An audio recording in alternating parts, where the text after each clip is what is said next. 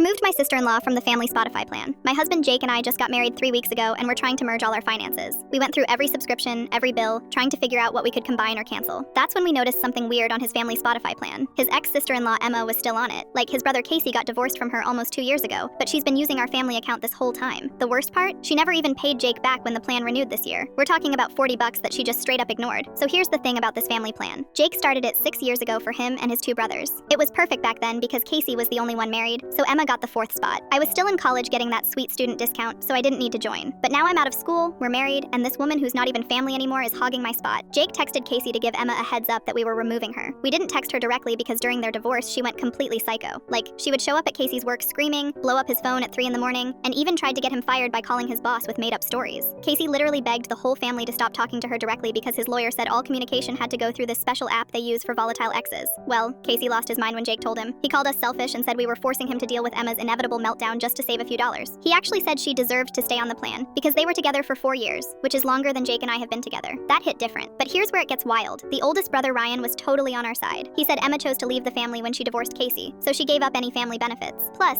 it's just weird having your ex on your family plan forever, right? Casey wouldn't let it go though. He kept calling Jake, saying we were being petty and that Emma was going to make his life hell over this. He even suggested we just pay for my own Spotify separately to avoid the drama. But why should we pay extra money so his volatile ex can keep using something she's not even paying for? The whole thing exploded last Sunday at Ryan's house during our usual family dinner. Casey brought it up in front of everyone, including Jake's parents. He made it sound like we were these heartless people who were trying to hurt Emma on purpose. His mom actually sided with Casey at first, saying it wasn't worth the family drama. That's when I lost it. I told them Emma had been freeloading for 2 years, didn't pay her share this year, and isn't even family anymore. I asked Casey if he was planning to keep paying for her Netflix too, or maybe her car insurance while we're at it. The table went dead silent. Jake's dad finally spoke up and said we were right. He looked at Casey and said, "Son, you can't keep letting her control your life even after the divorce. This needs to end." Casey stormed out, but not before saying we'd regret this when Emma starts harassing him again. Ryan just laughed and said maybe Casey should block her number like a normal person. The next day, Jake removed Emma from the account and added me. My music library finally synced up with the family plan, and honestly, it felt pretty good. But then the text started. Casey sent Jake screenshots of Emma's messages. She was furious, calling us every name in the book and threatening to make us pay for disrespecting her. She said she was going to tell everyone what horrible people we are and that she'd find a way to get back at us. Casey was panicking, saying she was already driving by his apartment and blowing up his phone. But Ryan told him to call the cops if she was harassing him instead of expecting us to enable her crazy behavior. The weirdest part? Emma somehow got my number and started texting me directly. She said I was a homewrecker who stole her family and that I had no right to take her Spotify account. I screenshotted everything and sent it to Casey, asking if this was the kind of person he thought deserved to stay on our family plan. He finally realized how insane she sounded and apologized to Jake. He admitted he'd been scared of setting her off, but seeing her attack me made him understand that we weren't the problem. Emma kept trying different tactics. She called Jake's mom crying, saying we'd ruined her only connection to the family. But Jake's mom shut it down and told her she needed to move on. Then Emma tried reaching out to Ryan's wife on Instagram, asking her to convince us to add her back. It's been 3 weeks now, and Emma finally seems to have given up.